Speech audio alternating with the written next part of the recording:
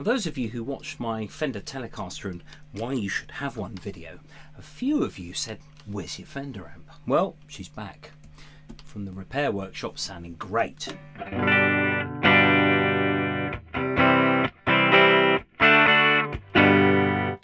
Perfect match of guitar and amplifier.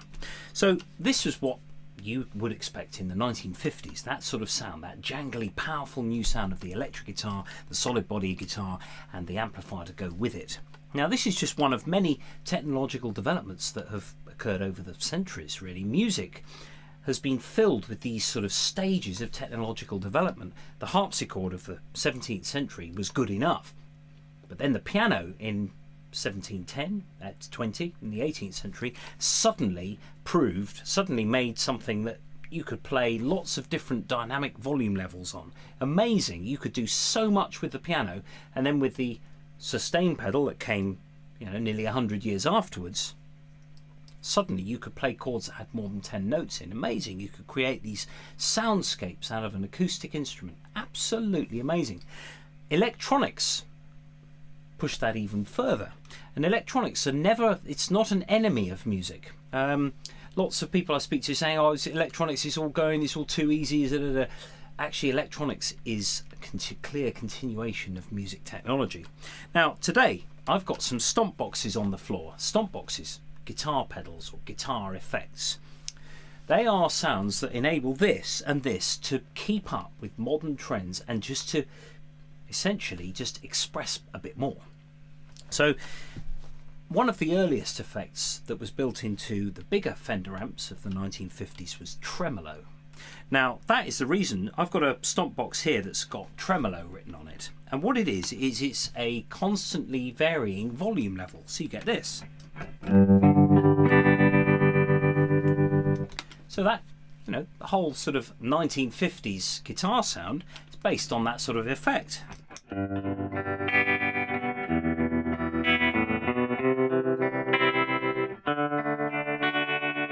And you can vary the rate and the depth at which it sort of varies.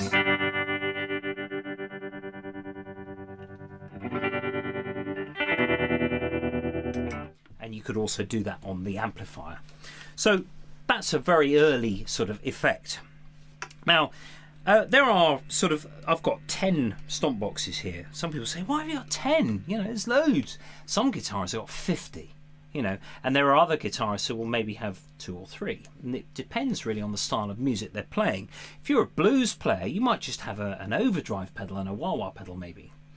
If you're playing disco, you need your wah-wah and a few other sounds. If you're playing rock, you need loads of, you just need different things for different jobs. And you can spend anything you like on a pedal. It really plays to people with addictive personalities, this whole pedal lark. So I'm going to just talk a bit about the effects that I've got here. The first one that I've got on the right hand side here is the wah-wah pedal. Now, those of us who know Voodoo Child by Jimi Hendrix cannot imagine that tune without a wah-wah pedal. You wouldn't have this.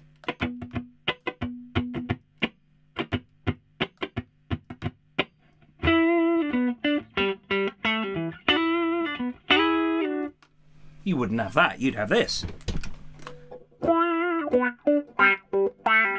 With the intro.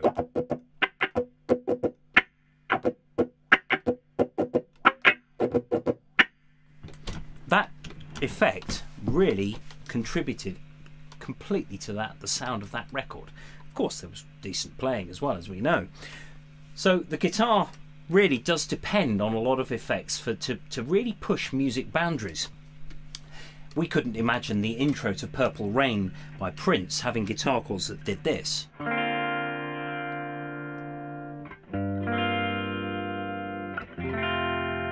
You wouldn't have that. They're just sort of fairly plain sounding guitar chords. Instead, you'd use the chorus, which is my next Stomp box here.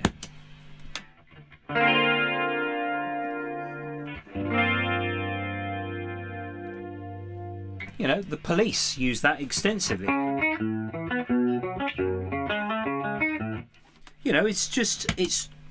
It's just modernising a sound that came about in the 1950s.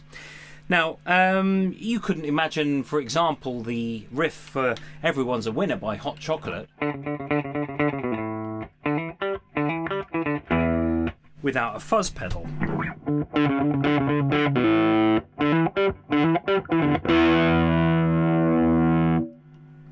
Lovely. Now that fuzz pedal is actually built into my wah-wah pedal. I've got the Boss Digital one here, which has got a few other things on it. So the next one, phaser. What's that for? Phase shifter. That's what it says on the pedal. There's a list of the pedals that I've got at the end of this video, together with the order that I've got them installed in. So phase shifter, and you think, well, what the hell's that? A non-guitarist or non-musician, phase shift. What? I'll play it to you. So this is a good sort of disco-y effect where you've got these sort of 7 sus chords.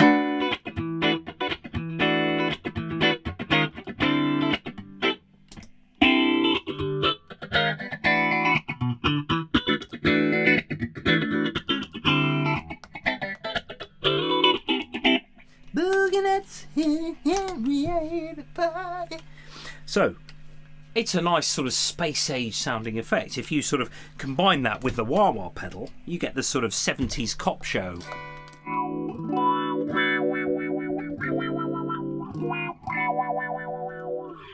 So you can get loads and loads of those different effects. You can put two together to make even more. But beware, there are effects that don't work very well together at all. For example, if I had the tremolo thing and I had the wah-wah,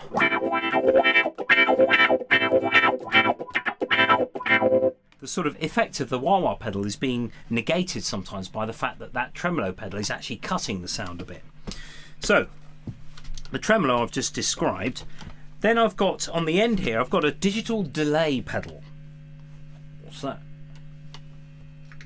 It's like an echo pedal, so you can turn the feedback level up so that you can have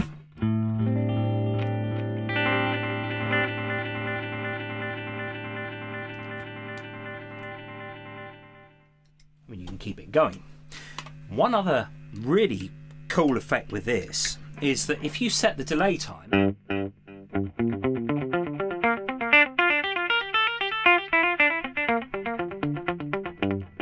and if you play triplets over that, you can essentially make it sound like you're playing twice as fast as you actually are.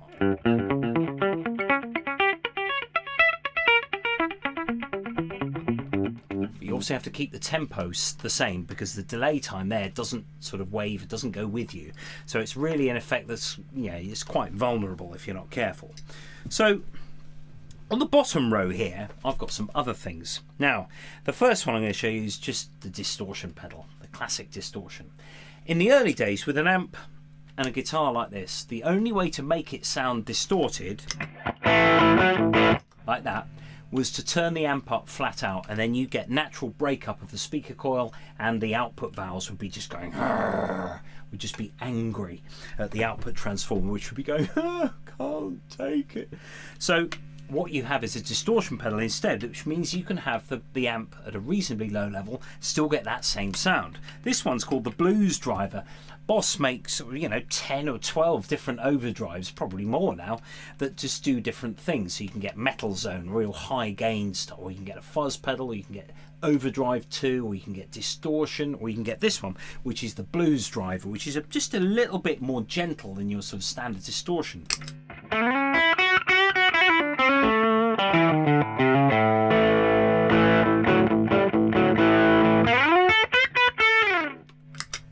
So I've just got, you've got a gain control, so you can turn the thing up.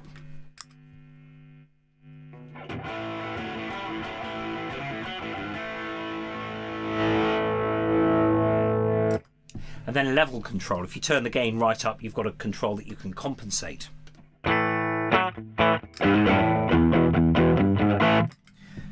Next to it, I've got something called a compressor. What's that? Don't know. A compressor is if you've got a line, maybe you've got a guitar line that's sort of reasonably important in your song.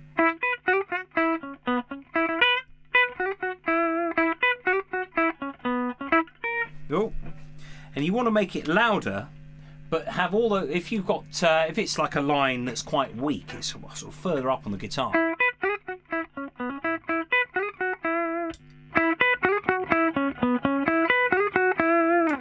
There's a sort of an attack and a sustain where all the notes are the same kind of volume level.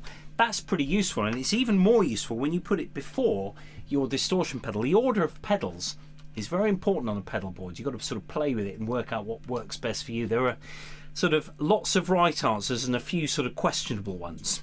So if I've got my guitar here playing overdrive, I could actually increase that drive by putting the compressor in front of it.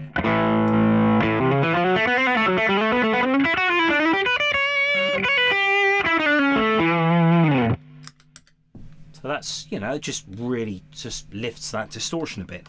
Right on the end here, I've got a level booster. So again, if I want something clean,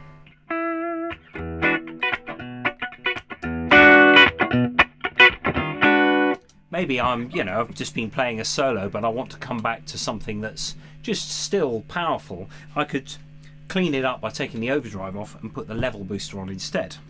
So that's just got one control, which is it just says boost. So the last two effects I've got on here, I've got an automatic wah-wah pedal or an envelope filter. And what this does is it's an automatic wah-wah that responds to your picking volume. The louder you play, the more of that top end you get.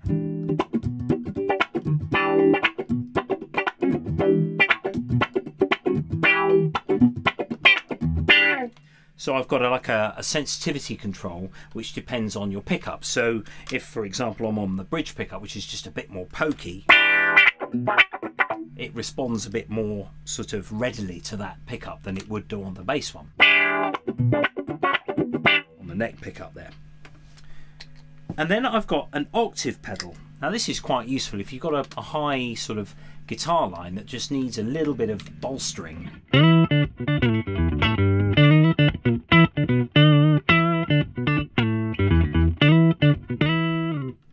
Now, the octave pedal is one of those things that really does depend on the input level being nice and clean and unencumbered.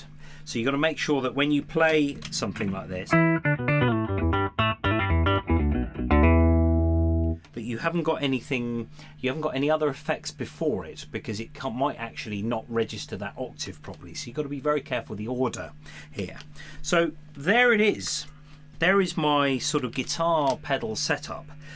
And I know that there are 10 on here, and somebody said, oh, that's a large pedal board. And I thought, oh, it's not really, because I use it to do all sorts of things. If you play in bands, for people's weddings, for example, you need a whole host of effects. It's a bit different in a recording studio, where ideally you would be quite sparing with your effects because you can't undo them afterwards. But you can use these things creatively in the recording space, in live, or anything else. So it really does increase those sort of the sonic sort of capabilities of the good old electric guitar.